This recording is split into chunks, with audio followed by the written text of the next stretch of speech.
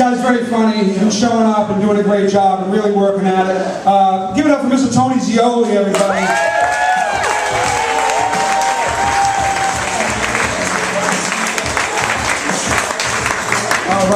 All right. Yeah. Great to be back here in fucking New York City. What? Where are we? Fucking agent? Hold on, let me make a phone call. What the fuck are you doing? You booked me to Greensbro? Really? Okay, Mom. Sorry, Mom, sorry. So since we're in here in Greensboro, that's cool. You know, I feel like Alex Rodriguez going back down to AAA. That's fine. What's great about tonight, you know, we're all new comedians and we're here doing our thing. And some of our loved ones are here, like my wife, who we just got married, she's here in the audience. And my girlfriend back there. So my wife, you know, she got me this comedy class and she said, you know, honey, you know, I really think it's great, you know, when people are funny, it's really sexy. So she got me this comedy class and then I got to thinking, wow, she doesn't really think I'm that sexy. So I could have bought her a ticket to come here, but I made her pay to listen to me, which is a good aside. But basically,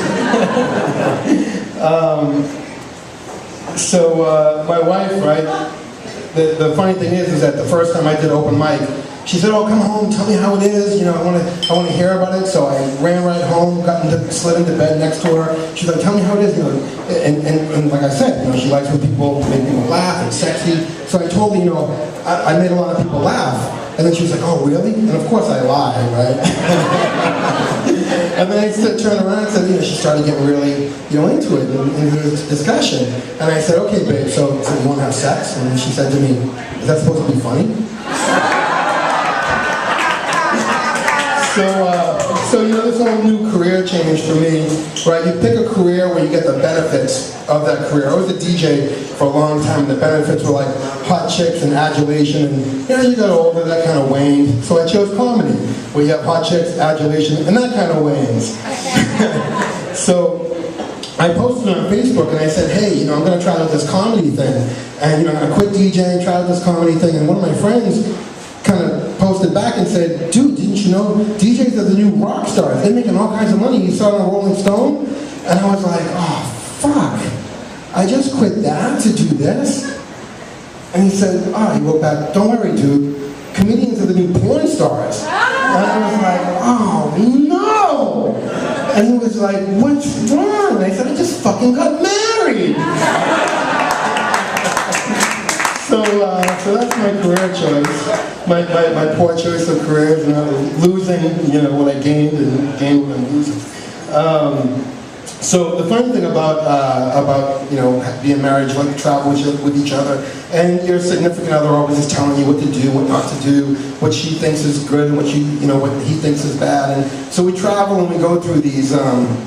When we go through the TSA, you know, they have these big new body scanners that people are like, "Oh, should I go through it? Should I not go through it?" And you know, because they could have radiation, these kinds of things. And my wife's into naturopathic health and gluten-free and all these kinds of things. So she said, "Honey, you know, next time we go to the airport, what I'm going to do, you know, when you get up there, I'm going to let you go through in a TSA-approved thong. So that way, you know, when the guy comes up to pat you down, you know, you don't really have to take everything off. You just, you know, just show up and say, 'Hey, you know, I'm here.'" Especially when they call you up to the yellow line, right? So it's like, call you up to the yellow line, say, "Okay, sir, you know, you have to wait here while you opting out." Yep, opting out, and they call us opt out. So this big guy comes over and he calls you in, calls you over and says, "Oh, okay, sir. Of course, I'm here standing here in a TSA-approved thong, naked as the day, right? And he's looking at me, just like, hey, you know, just another guy, right?" So he brings me through the line, and he says, "You know, sir, I'm going to pat you down, and I use the back of my hand, and I'm going to, you know, come up, and I'm going to use the front of my hand through your thighs."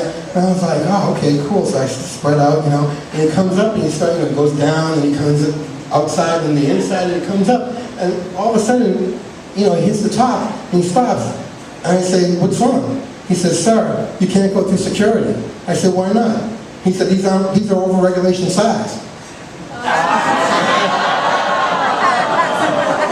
Okay. Well, that's my set for tonight, so thank you very much.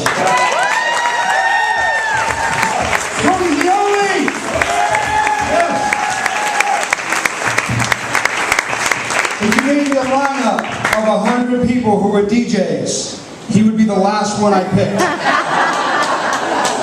The next guy coming to stage